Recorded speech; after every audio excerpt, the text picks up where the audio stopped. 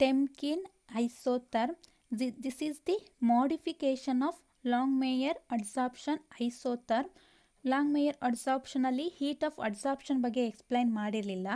So he explained about the heat of adsorption heat of adsorption ಹೇಗೆ very ಆಗುತ್ತೆ ಅಂತೇಳಿ ಟೆಮ್ಕಿನ್ explain ಮಾಡ್ತಾರೆ. Temkin developed a model in which he explained about the heat of adsorption variation on a platinum surface. ಇದು platinum surface. ಈ platinum surface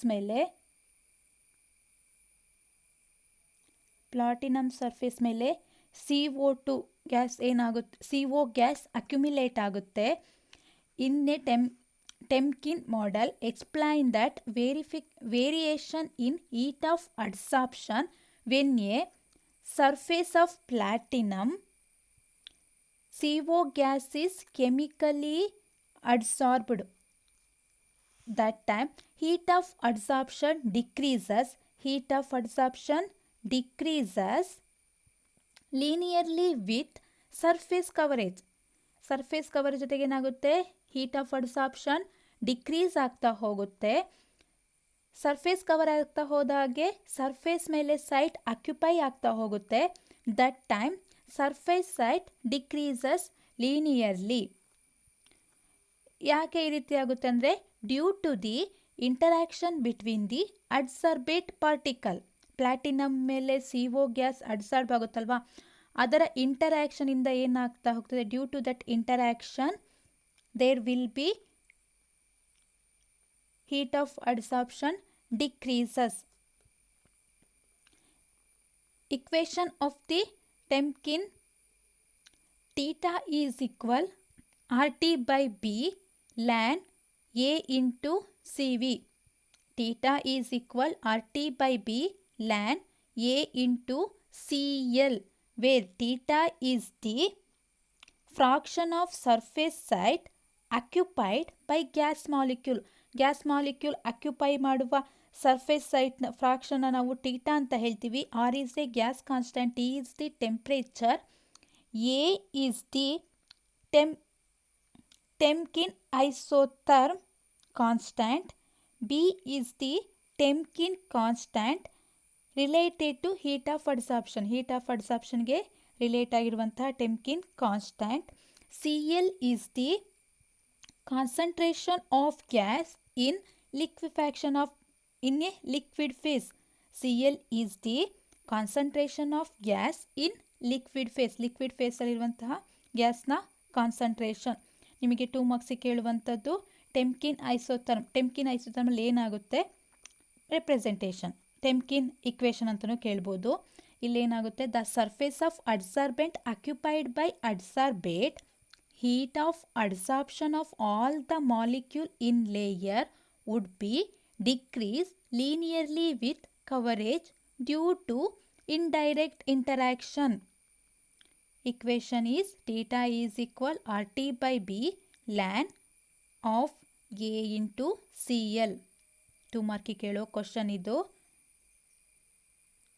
Another one is BET isotherm. In 1938, Branier, Emmett and Teller proposed a model called BET. BET isotherm assumes that physical adsorption always forms multi-layers of a gas molecule on a solid surface. ಇದು assume ಏನಂದರೆ, gas molecule solid surface ಮೇಲೆ gas molecule accumulate ಆಗುತ್ತಲ್ಲ, ಅದು adsorb ಆಗೋದು multi ಲೇಯರಲ್ಲಿ adsorb ಆಗ್ತಾ ಹೋಗುತ್ತೆ. Monolayer complete ಆಗುತ್ತೆ, ಸೆಕೆಂಡ್ ಲೇಯರ್, ಥರ್ಡ್, ಫೋರ್ತ್, ಹಾಗೆ ಎಂತ್ ಲೇಯರಲ್ಲಿ ಏನಾಗ್ತಾ ಹೋಗುತ್ತೆ, ಗ್ಯಾಸ್ ಮಾಲಿಕ್ಯೂಲ್ ಅಡ್ಸಾರ್ಬ್ ಆಗೋಗ್ತಾ at pressure P. Consider here this is the solid surface.